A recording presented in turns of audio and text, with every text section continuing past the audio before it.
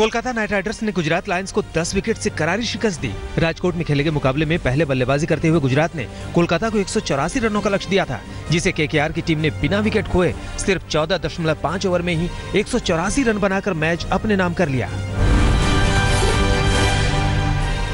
Kolkata night Riders की जीत के hero रहे लिन और कप्तान गौतम गंभीर। लिन और गंभीर ने पहले विकेट के लिए रिकॉर्ड 184 रनों की साझेदारी की। लिन ने 48 गेंदों में धुआंधार 93 रन की पारी खेली। गौतम गंभीर ने भी कप्तानी पारी खेलते हुए 48 गेंदों में 76 रन बनाए। नाबाद 93 रन बनाने वाले लिन मैन ऑफ द मैच रहे। गुजरात लायंस की ओर से सबसे ज्यादा रन कप्तान सुरेश रैना ने बनाए। रैना ने 51 गेंदों में 68 रन बनाए। दिनेश कार्तिक ने 47 और मैकुलम ने 35 रनों की पारी खेली। गुजरात लायंस ने 4 विकेट के नुकसान पर 20 ओवर में 183 रन बनाए। केकेआर के चाइनामैन गेंदबाज कुलदीप यादव ने 2 विकेट झटके। पीयूष चावला और ट्रेंट बोल्ट ने एक विकेट लिए। अनुभवी रविंद्र जडेजा और डोएन ब्रावो की गैर मौजूदगी को गुजरात की हार के बाद कप्तान सुरेश रैना ने हार की वजह बताया। रैना ने कहा कि 183 रन कम नहीं थे, लेकिन पहले 6 ओवरों में टीम ने अच्छी गेंदबाजी नहीं की। विजेता कप्तान गौतम गंभीर ने धुआंधार बल्लेबाजी करने वाले लिन की दिल खोलकर तारीफ की। गंभीर ने कहा कि लिन से इससे ज्यादा की उम्मीद नहीं थी। उन्होंने कप्तान से काफी सारा दबाव हटा दिया। गंभीर ने कहा कि वो लिन को आईपीएल में और ज्यादा मौका देंगे। आईपीएल में आज 2 मुकाबले खेले जाएंगे। पहला मुकाबला किंग्स 11 पंजाब और पुणे के बीच शाम 4 बजे से इंदौर के होलकर स्टेडियम में खेला जाएगा। दूसरा मुकाबला रॉयल चैलेंजर्स बेंगलोर और दिल्ली डेयरडेविल्स के बीच रात 8 बजे से बेंगलुरु के चिन्ना स्वामी स्टेडियम में खेला जाएगा।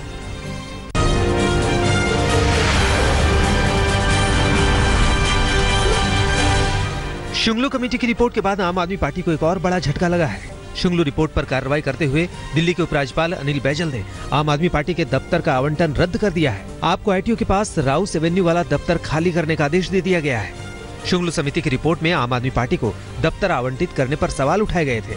रिपोर्ट में कहा गया था कि चूंकि जमीन दिल्ली सरकार के अधिकार क्षेत्र में नहीं है, इसलिए वो किसी राजनीतिक दल का दफ्तर या जमीन देने के लिए नीति नहीं बना सकती।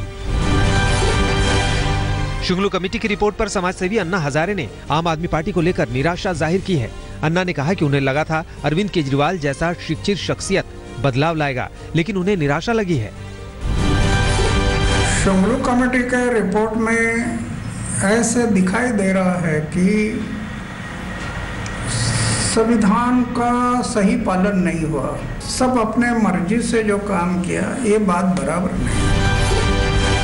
शुंगलू कमेटी की रिपोर्ट पर दिल्ली की उप मुख्यमंत्री शीला दीक्षित ने अरविंद केजरीवाल पर निशाना साधा। शीला दीक्षित ने कहा कि शुंगलू कमेटी ने जो सवाल उठाए हैं, उनका जवाब मिलना चाहिए। शुंगलू कमेटी की रिपोर्ट अभी आ गई है, उसमें भी बहुत सारे कायदे कानून जो इन्होंने तोड़े हैं, जो तोड़ने नहीं चाहिए, वो सामने आ गए। शिवसेना के बाद टीएमसी सांसद डोला सेन ने भी एयर इंडिया में हंगामा किया। मां की सीट बदलने पर गुस्साई सांसद डोला सेन ने फ्लाइट में काफी हंगामा किया, जिसकी वजह से फ्लाइट 40 मिनट लेट हो गई। टीएमसी सांसद डोला सेन अपनी मां के साथ दिल्ली से कोलकाता जा रही थी। इमरजेंसी एग्जिट के पास व्हील चेयर सीट को लेकर डोला सेन ने हंगामा किया। वक्फ बोर्ड मामले में यूपी के पूर्व मंत्री आजम खान की मुश्किलें बढ़ सकती हैं। सूत्रों के हवाले से खबर है कि वक्फ बोर्ड के लोग मुख्यमंत्री से मिलकर आजम खान की सीबीआई जांच की मांग करेंगे।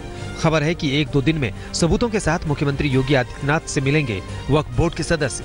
खबर है कि योगी सरकार आजम खान पर कार्रवाई को मौखिक सहमति दे चुकी है। अल्पसंख्यक मामलों के केंद्रीय मंत्री मुख्तार अब्बास नकवी आज लखनऊ में उत्तर प्रदेश के सीएम योगी आदित्यनाथ से मुलाकात करेंगे। मुख्तार अब्बास नकवी अल्पसंख्यक कल्याण की योजनाओं पर सीएम योगी आदित्यनाथ से चर्चा करेंगे। आज सुबह 9:30 बजे सीएम आवास पर योगी से मुलाकात करेंगे मुख्तार अब्बास नकवी। यूपी सरकार के मंत्री और प्रवक्ता श्रीकांत शर्मा ने कहा कि चीनी मिलों को अवैध तरीके से बेचे जाने के मामले की सीबीआई जांच करा सकती है सरकार। श्रीकांत शर्मा ने यह भी कहा कि किसानों की फसल का उचित दाम दिलवाएंगे, साथ ही किसानों की आय बढ़ाने पर भी सरकार का फोकस है। अवनीश अवस्थी ने एनेक्सी जाकर सीएम योगी आदित्यनाथ से मुलाकात की। अवनीश अवस्थी 1987 बैच के आईएएस अधिकारी हैं। यूपी सीएम ने केंद्र से अवनीश अवस्थी को वापस यूपी बुलाने की मांग की। केंद्र ने शुक्रवार को अवनीश अवस्थी को रिलीव कर दिया। अवनीश अवस्थी मशहूर लोक गायिका मालिनी अवस्थी के पति हैं।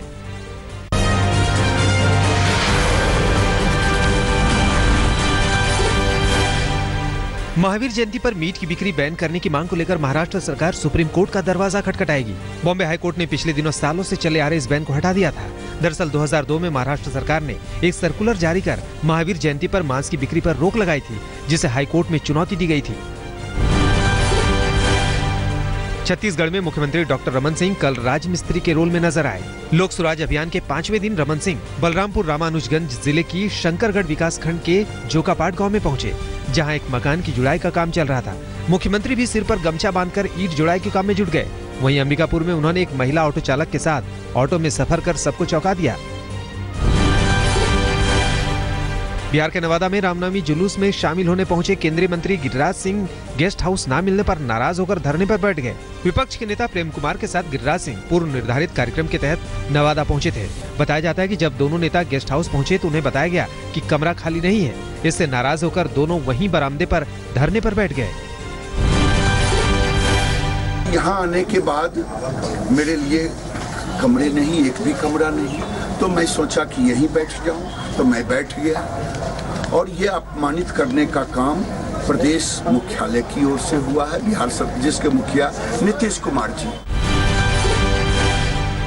तमिलनाडु की आरके विधानसभा क्षेत्र में कल अभिनेत्री से नेता बनी विजया शांति ने एआईएडीएमके के लिए वोट मांगे। पूर्व सीएम जयललिता की मौत के बाद ये सीट खाली हुई है।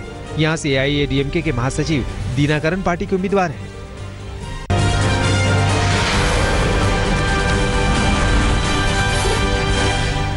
दिल्ली नगर निगम चुनाव बिहार के मुख्यमंत्री नीतीश कुमार को दिल्ली खींच लाया है। बिहार के सीएम नीतीश कुमार आज दिल्ली के बुराड़ी में चुनाव प्रचार करेंगे। नीतीश कुमार शाम 4 बजे बुराड़ी अथॉरिटी से रोड शो शुरू करेंगे। रोड शो के बाद रैली को भी संबोधित करेंगे नीतीश कुमार। केंद्रीय मंत्री स्मृति ईरानी ने दिल्ली में चुनाव प्रचार के दौरान केजरीवाल सरकार और कांग्रेस पर जमकर निशाना साधा। स्मृति ईरानी ने चुनाव प्रचार के दौरान ही ये दावा किया कि अगले 6 महीने में दिल्ली में विधानसभा चुनाव होंगे। शुंगलू कमेटी की रिपोर्ट पर कांग्रेस ने केजरीवाल सरकार के खिलाफ जमकर प्रदर्शन किया। शुक्रवार को कांग्रेस ने शुंगलू कमेटी की रिपोर्ट पर एमसीडी के सभी 272 वार्ड में ब्लैक डे मनाया और जमकर विरोध प्रदर्शन किया। दिल्ली में कांग्रेस कार्यकर्ता जगह जगह सड़क पर उतरे और केजरीवाल सरकार के खिलाफ नारेबाजी की। कांग्रेस कार्यकर्ताओं ने केजरीवाल सरकार पर वादा खिलाफी का आरोप लगाया और केजरीवाल का पुतला फूका।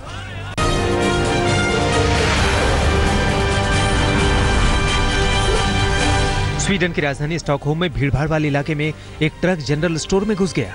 इस हमले में 4 लोगों की मौत हो गई और 15 लोग जख्मी हो गए। स्वीडन के प्रधानमंत्री ने इस हमले को आतंकी हमला करार दिया है। पुलिस ने हमले के आरोपी को हिरासत में ले लिया है। इस हमले के बाद स्टॉकहोम में अफरा तफरी मच गई। घबराए लोग इधर उधर भागने लगे। हमले के बाद आसपास के स्टेशनों को भी खाली करा लिया गया। स्वीडन की राजधानी स्टॉकहोम में हुए आतंकी हमले में मारे गए लोगों को श्रद्धांजलि देने के लिए एफिल टावर की लाइट बंद कर दी गई।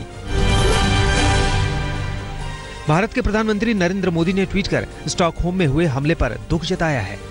पीएम मोदी ने ट्वीट कर कहा कि हम स्टॉकहोम पर हुए हमले की निंदा करते हैं। दुख की इस घड़ी में भारत स्वीडन के साथ मजबूती से खड़ा है। स्टॉकहोम में यह हमला भारतीय दूतावास के पास हुआ। विदेश मंत्री सुषमा स्वराज ने हमले में प्रभावित भारतीयों के लिए हेल्पलाइन नंबर जारी किया है।